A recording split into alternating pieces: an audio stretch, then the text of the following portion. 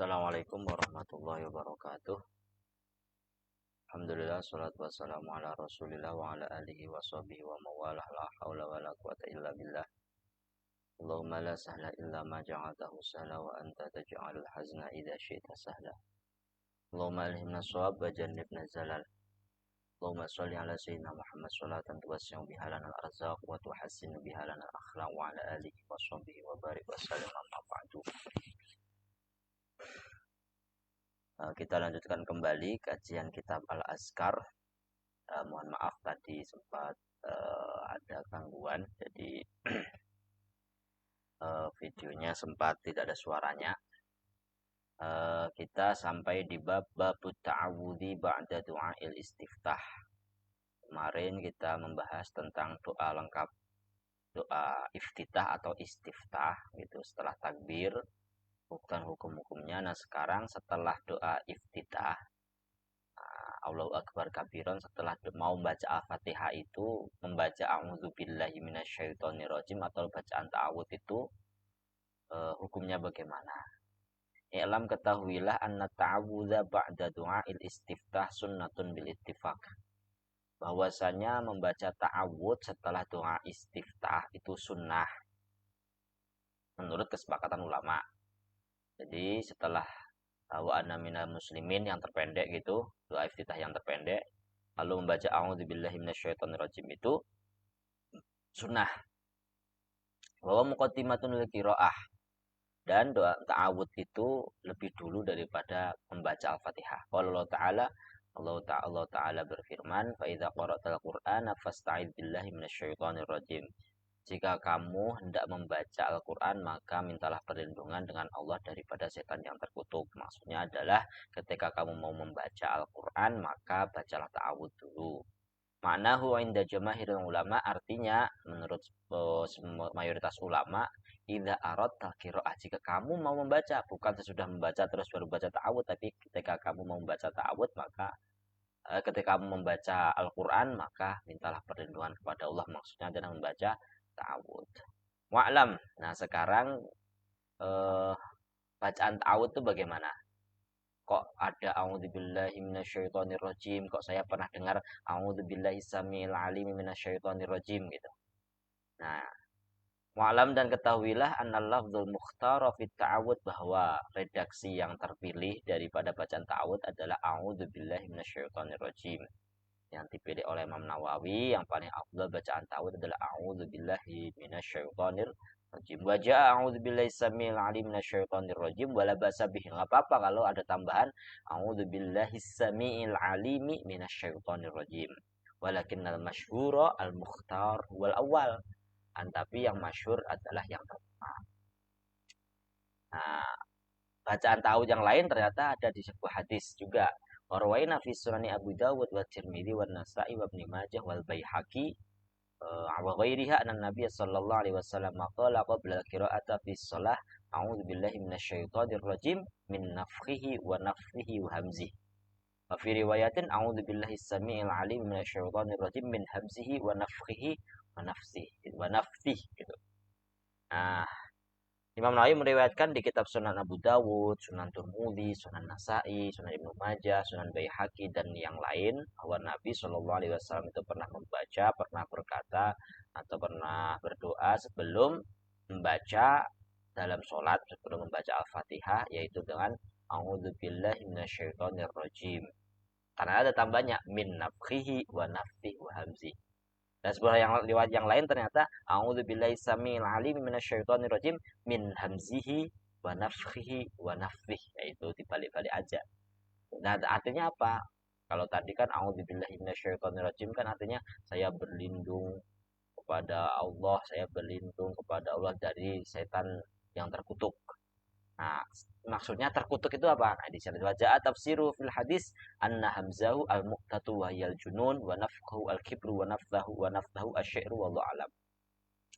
Dan menurut tafsir dalam sebuah hadis itu bahwasanya min hamzihi maksudnya adalah dari kegilaan setan. Wa nafkhihi ya maksudnya adalah kesombongan setan. Wa naftihi maksudnya adalah dendang-dendang setan, maksudnya apa ya, syair-syair setan ya, bisikan-bisikan setan lah bahasanya. Nah, keterkutukan setan itu kita semoga terhindar daripada hal itu atas perlindungan Allah Subhanahu wa taala. Nah, itu ya.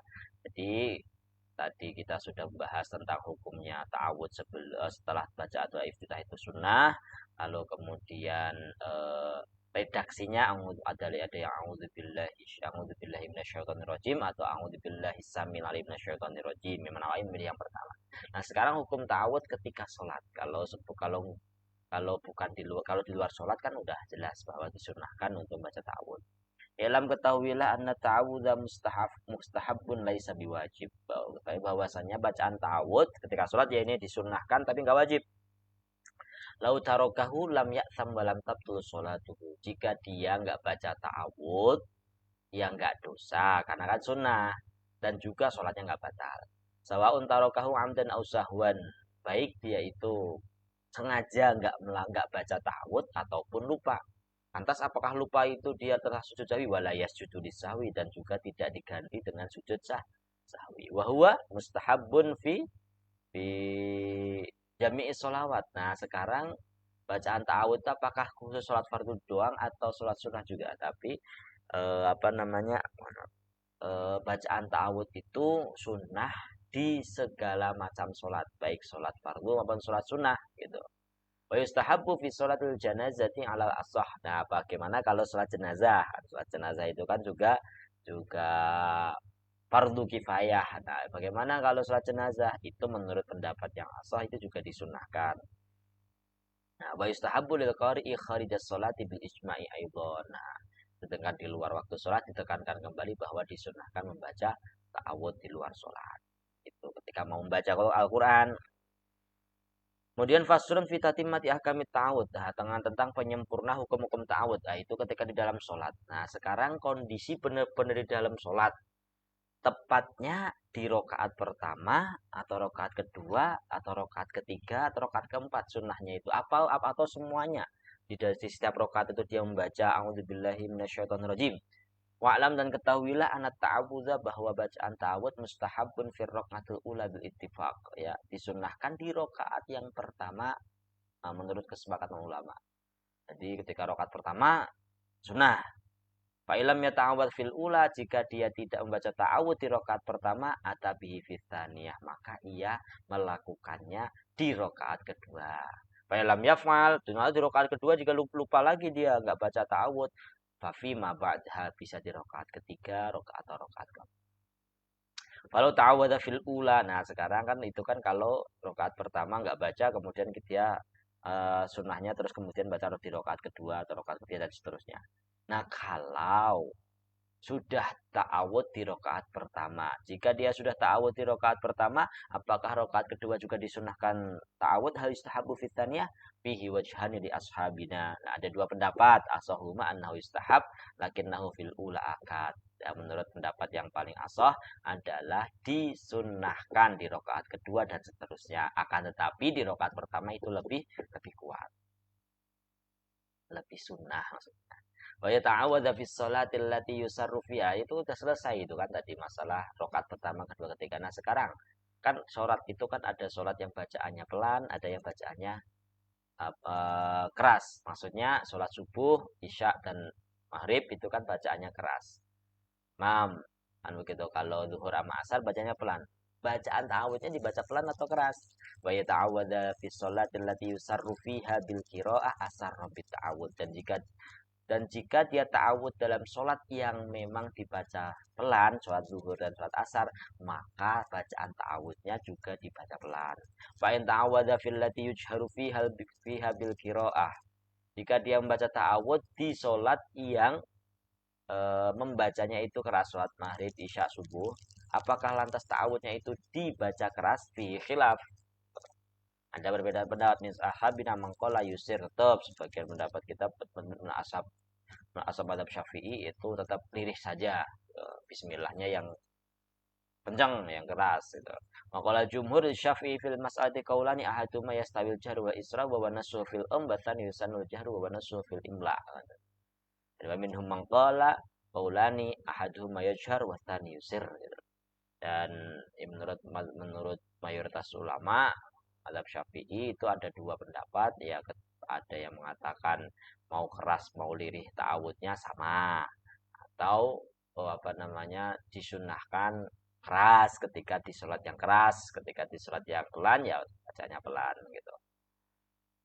Sahih min haitsul jumlah lah, di sini menurut mazhab Syafi'i itu memilih pendapat yang keras. Sahih min haitsul jumlah al-jahru. Menurut pendapat beliau adalah ya kalau baca di sholat yang bacaannya keras ya ikutan keras gitu. Wasahu Syekh Abu Hamid al-Ghazali, beliau ini menyebutkan beberapa ulama yang mendukung pendapat beliau, Imam Ashabin al-Iraqiyin wa sahibu al-Mahamili wa ghairuhuma wa walladzi kana yaf'aluhu Abu Hurairah radhiyallahu anhu, yang pernah dilakukan oleh Abu Hurairah, a'udzubillahi minasyaitonir rajim, bacanya keras di sholat yang bacanya keras. Maka Ibnu Umar radhiyallahu anhu mayusir. Nah, ternyata ada riwayat Abdullah bin Umar itu malah membaca lirih ketika di sholat yang bacanya keras. Wal asahhu inda jumhuri ashabina wal mukhtar wal alam. Di akhir pun Imam Nawawi walaupun menurut mazhab yang sahih itu bacaannya keras, tapi tetap beliau memilih pendapat yang dimana ketika bacaan sholat yang keras subuh, isya dan maghrib, bacaan ta'awudnya cukup dibaca pelan saja. Wallahu a'lam. Nah, semoga bermanfaat. Itu saja. Nanti kita lanjutkan di pertemuan selanjutnya mengenai pembacaan setelah membaca ta'awud, yang maksudnya adalah bacaan surat Al-Fatihah. Semoga